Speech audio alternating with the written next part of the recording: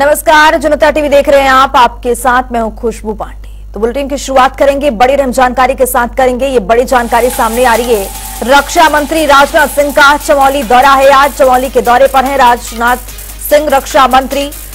आपको बता दें कि जौली ग्रांट एयरपोर्ट पर सीएम ने स्वागत किया है। 1:30 बजे तक चमोली में रहेंगे रक्षा मंत्री। ये बड़ी जानकारी से आपको अपडेट करवा रहे। जोशीमठ मलारी बॉर्डर हाईवे पर नया पुल तैयार हो रहा है। रक्षा मंत्री ने इस पुल का उद्घाटन करने के लिए वहां पर पहुंचे हैं। सीएम सड़क संगठन के जवानों से मुलाकात करवाते नजर आएंगे। चमोली के ढाक सेतु स्थल पर कार्यक्रम आयोजित किया गया है।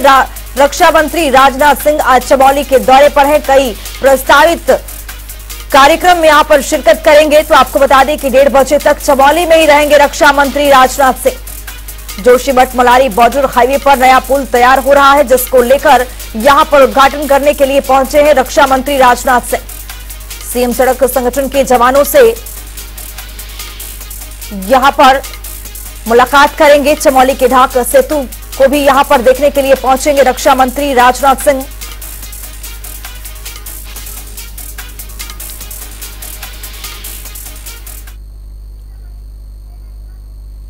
तो देहरादून से एक और बड़ी जानकारी सामने आ रही है, उससे भी आपको अपडेट करवाएंगे। पीएम मोदी से मिले हैं सीएम पुष्कर सिंह धामी। बड़ी और अहम जानकारी। दिल्ली में पीएम मोदी और सीएम की यहां पर मुलाकात।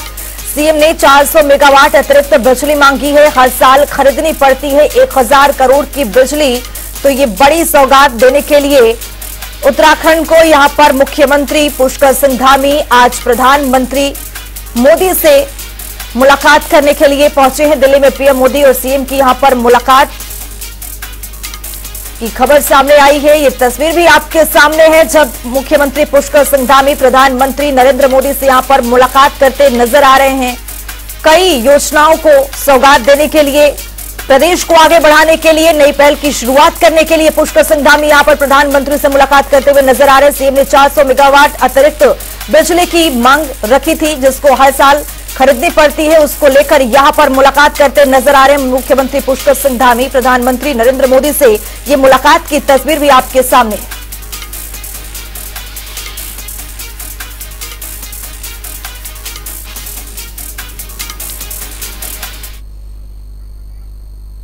रुद्रपुर में चलने वाली राष्ट्रीय सरस मेले में देर शाम कैबिनेट मंत्री गणेश जोशी ने शिरकत की है, जहां मुख्य विकास अधिकारी विशाल मिश्रा ने उनका भव्य स्वागत किया है। इस दौरान गणेश जोशी ने कहा है कि ऐसे आयोजनों से महिलाओं की आजीविका में बढ़ोतरी का महिलाओं को मौका मिलता है, साथ ही कई संस्कृतियों का आदान प्रदान भी होता है।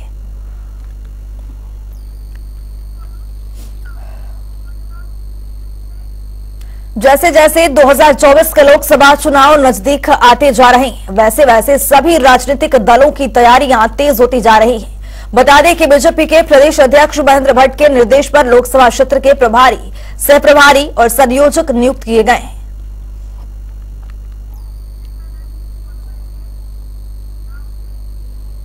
जिलाधिकारी वंदना सिंह ने भीमताल और भवाली क्षेत्र में निर्माण कार्य और लाभार्थी परक विकास परियोजना का निरीक्षण किया है। इसके साथ ही जनप्रतिनिधियों के साथ बैठक कर जन समस्याओं का निस्तारण भी किया है। आज हमने विभिन्न विकास परियोजनाओं का एक इंस्पेक्शन रखा था विभिन्न कार्यदायी संस्थाओं के साथ। उसमें जो भवाली की वाटर सप्लाई स्कीम है, जल निगम उसको बना रहा है, वो काफ़ी लंबा समय लगेगा। लेकिन अभी तात्कालिक आवश्यकता को देखते हुए जो प्राचीन स्रोत हैं, गधेरे वगैरह हैं, जहाँ पर पानी की पर्याप्त मात्रा लीन पीरियड में भी उपलब्ध रहती है, उसको सर्वे करते हुए उसको एग्जिस्टिंग वाटर सप्लाई से जोड़ने के निर्देश दिए हैं। उसका प्रस्ताव जल निगम बनाएगा और नगर पालिका जो है उसमें धनराशि रिलीज करेगी। पहाड़ों में जहां एक तरफ धूप खिली है, तो वहीं मैदानी क्षेत्रों को कोहरे ने अपने आगोश में ले रखा है। मैदानी क्षेत्रों में जहां एक तरफ कोहरे की वजह से आम जनजीवन ठहरा पड़ा है, तो वहीं दूसरी तरफ किसानों का भी बुरा हाल है। वहीं हल्द्वानी में किसान बताते हैं कि कोहरे की वजह से हमारी फसलों को खासा नुकसान पहुंचा है। जहां एक तरफ कोहरे की वजह से टमाटर की फसल बर्बाद हो गई है, तो वहीं बारिश न होने की वजह से गेहूं की फसल भी अब बर्बाद की कगार पर आ गई है। वहीं दूसरी तरफ महंगी दवाई खरीदना पड़ रहा है, अब हमारे बस में नहीं रहा। ऐसे में अब किसानों के समक्ष रोजी रोटी का संकट भी आ गया है। देखिए हल्द्वानी के से संजय प्रसाद की एक खास रिपोर्ट। नमस्कार, स्वागत है जनता टीवी में और मैं हूं आपके साथ संजय प्रसाद। किसानों का हाल बदहाल की स्थिति में पहुंच चुका है। एक तरफ जहां कोहरे ने अपनी मार मारी है तो दूसरी तरफ प्रकृति ने भी इनके साथ अत्याचार किया है।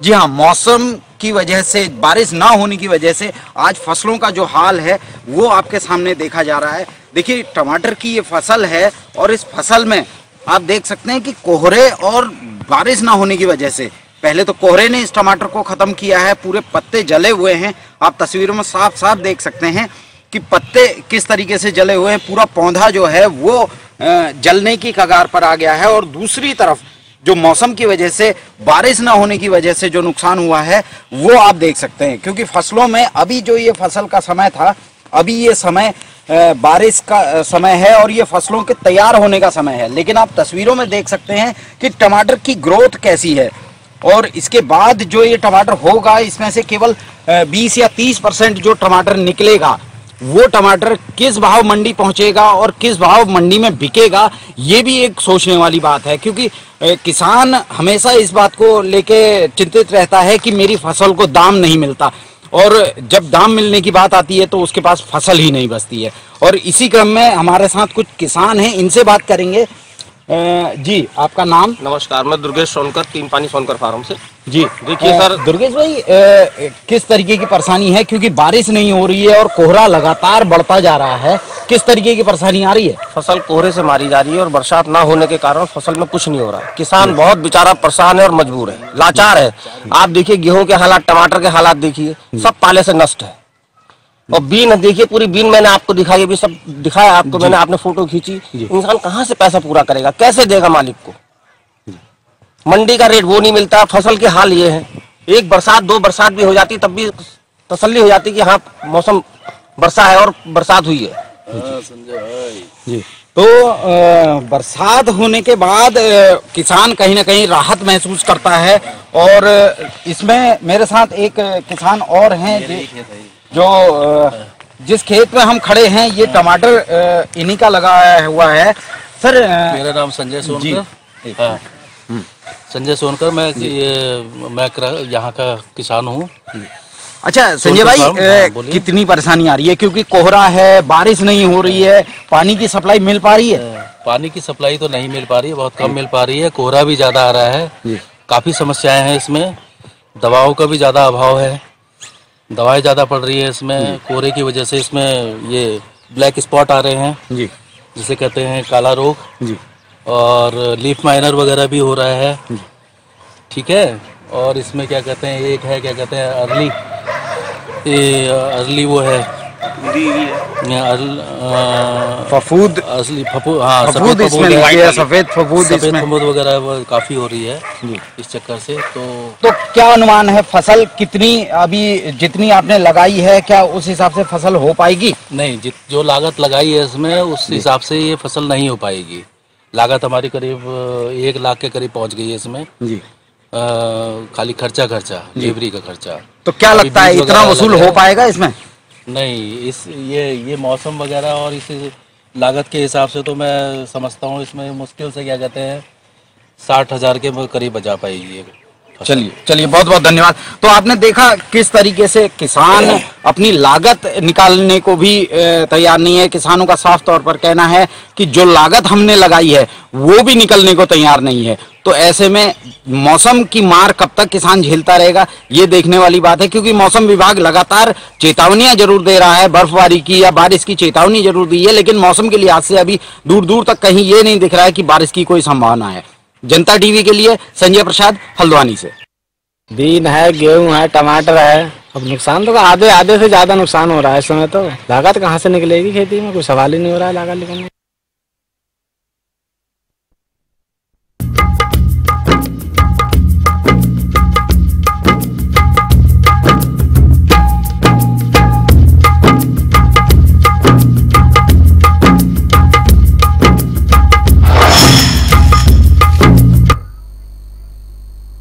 अयोध्या में 22 जनवरी को रामलला की प्राण प्रतिष्ठा की तैयारियां अंतिम चरण में। रामोत्सव को लेकर जगह जगह उत्साह का माहौल नजर आ रहा है। इसी कड़ी में टनकपुर में भी बीजेपी अल्पसंख्यक मोर्चे की ओर से 22 जनवरी के दिन को खास बनाने की तैयारियां यहां पर तेज कर दी गई है। बता दें कि इस उत्सव को खास बनाने के लिए टनकपुर में मुस्लिम समाज की ओर से 2200 दिए जलाए जाएंगे। देखिए, प्रभु राम मर्यादा पुरुषोत्तम प्रभु राम थे और उन्होंने कहते हैं कि राम राज्य में उनके जब राज्य था तो सब एक समानता थी। सारे लोग, सारे धर्म, सारे संस्कृतियां जो है एक समान रूप से सबकी एक समानता थी। तो मुस्लिम भाइयों ने भी हमारे जो अल्पसंख्यक मोर्चा है उसने तय किया है कि वो 22 तारीख को दीपावली मनाएंगे। निश्चित रूप से स्वागत योग्य कदम है और ये बड़ा एक सुखद क्षण है। 22 जनवरी को भगवान श्री राम मंदिर के प्राण प्रतिष्ठा होने जा रही है, जिसको लेकर देश भर में सभी तैयारियां चल रही है। एक और जहां बीजेपी प्राण प्रतिष्ठा से पहले कार्यक्रम आयोजित कर रही है, तो वहीं उत्तराखंड महिला कांग्रेस 22 जनवरी को सुंदरकांड का यहां पर पाठ करेगी। वहीं उत्तराखंड महिला कांग्रेस की प्रदेश अध्यक्ष ज्योति रौतेला ने बताया है कि प्राण प्रतिष्ठा को लेकर काफी खुशी का माहौल है और इसमें कांग्रेस भी शामिल होना चाहती है। इसलिए प्रदेश भर में महिला कांग्रेस की टीम मंदिरों में भजन कीर्तन और भंडारा का आयोजन करेगी। वहीं प्रदेश कांग्रेस कार्यालय में सुंदरकांड का पाठ भी कराया जाएगा। देखिए, कांग्रेस 22 तारीख को महिला कांग्रेस पूरे प्रदेश में हम लोग भंडारे कर रहे हैं, हम सुंदरकांड का आयोजन कर रहे हैं, कीर्तन के कार्यक्रम हम लोगों ने रखे हुए हैं और ये पूरे प्रदेश में जहां जहां महिला कांग्रेस के पदाधिकारी हैं हमने पूरे प्रदेश में ये कार्यक्रम रखे हुए, क्योंकि उस दिन भगवान राम जी की प्राण प्रतिष्ठा है, उसके उपलक्ष्य में हमने ये कार्यक्रम पूरे प्रदेश में किया। राम मंदिर के प्राण प्रतिष्ठा को लेकर धर्मनगरी हरिद्वार के साधु संतों में भी खासा उत्साह है। इस बीच गुरुमंडल आश्रम से गंगा कलश यात्रा निकाली गई है। ये यात्रा हर की पौड़ी से कलश में गंगाजल भरकर अयोध्या जाएगी, जहां गंगाजल से भगवान राम का जलाभिषेक भी किया जाएगा। इस पर गुरुमंडल आश्रम के परमाध्यक्ष राम मुनि महाराज ने बताया है कि उनके गुरुपर्व ब्रह्मालीन जगदीश मुनि महाराज ने राम मंदिर आंदोलन में सक्रिय भूमिका निभाई थी। वो राम मंदिर आंदोलन के दौरान 13 बार जेल भी गए थे। तो वहीं 22 जनवरी को राम मंदिर निर्माण का उनका सपना पूरा होने जा रहा है, इसीलिए अपने गुरु को श्रद्धांजलि देने के उद्देश्य से वो गंगा कलश यात्रा निकाल रहे हैं।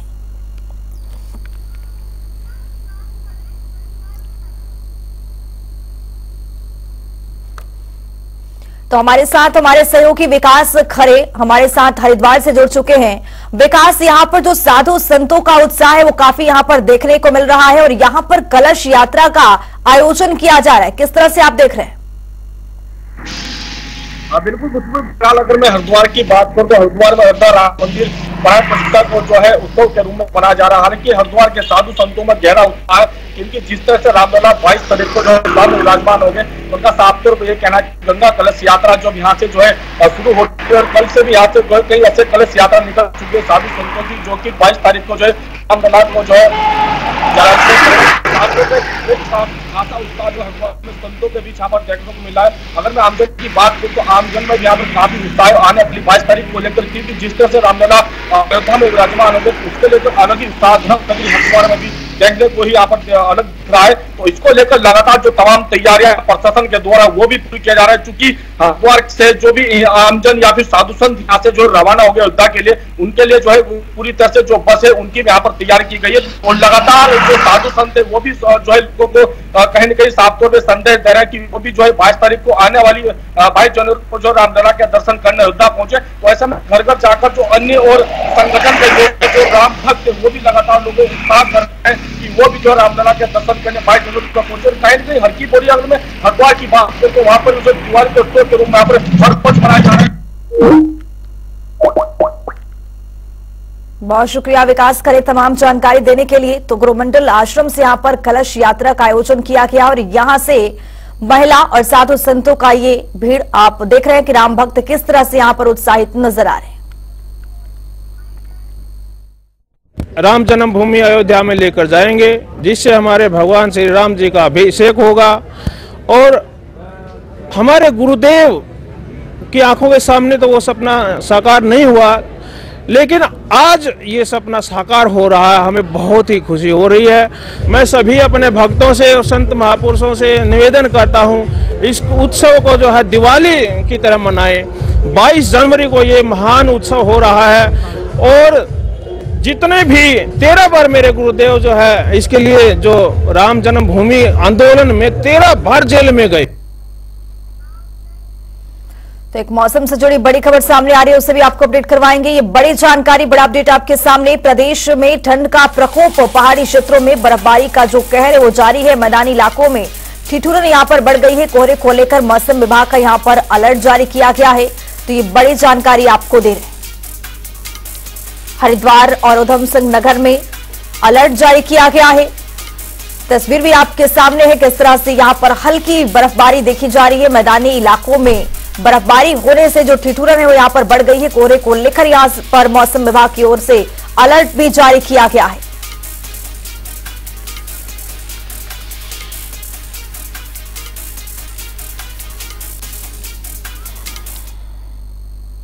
देहरादून के पटेल नगर क्षेत्र से एक सनसनीखेज मामला सामने आया है, जिसमें एक पिता ने अपनी 2 वर्षीय बच्ची की हत्या कर दी है। फिलहाल पुलिस ने मामला दर्ज कर लिया है और आगे की जांच में पुलिस पूरी तरह से यहां पर जुटी हुई है। ये पटेल नगर थाना क्षेत्र में 13 तारीख की घटना है। पति पत्नी, जो एक फौज में पति काम करता है मनोज, इसका अपनी पत्नी से झगड़ा चल रहा था। पूर्व में भी इस तरह के विवाद थे। उसमें 2 साल की जो बच्ची थी वो उस झगड़े के कारण जब वो बीच में वहाँ थी तो उसको उसके द्वारा धक्का देकर या जो भी झगड़े के कारण उसको हिट किया गया, जिसके बाद उपचार के दौरान उसकी 3 दिन बाद उसकी 2-3 दिन बाद उसकी मृत्यु हो गई थी और परिजन उसको लेकर अपने पैतृक घर चले गए थे। जब ये मामला कल शिकायत लेकर आए तो उसमें 304 धारा में अभियुक्त के खिलाफ उस पर मुकदमा पटेल नगर में दर्ज कर लिया गया। अब बात 2 मिनट में 10 बड़ी खबरों का। प्रधानमंत्री नरेंद्र मोदी ने डाक टिकट की बुकलेट की जारी। जटायू राम मंदिर, हनुमान जी गणेशजी पर डाक टिकट की बुकलेट की जारी। रावण स्वरूप ने की भगवान श्री राम की पूजा। रामलला प्राण प्रतिष्ठा के लिए रावण स्वरूप ने भगवान को दी बधाई। कहा, हम रावण वंशज हैं और दर्शन करने जाएंगे। राम भक्त साथ अपने बालों की चोटी से रस्सी बांधकर राम रथ खींचते पहुंचे फतेहपुर। जगह जगह बाबा का किया जा रहा स्वागत। 22 जनवरी को 501 किलोमीटर पैदल यात्रा कर पहुंचेंगे अयोध्या। चित्रकूट से अयोध्याचार्य श्री राम की चरण पादुका देखने के लिए सुल्तानपुर में उमड़ा लाखों श्रद्धालुओं का सैलाब। रामपथ गमन पर जय श्री राम और मोदी के लगे नारे। माता सीता की चरण पादुका पहुंची प्रतापगढ़। जगह जगह जमकर हो रहा स्वागत। आज अयोध्या पहुंचेगी चरण पादुका।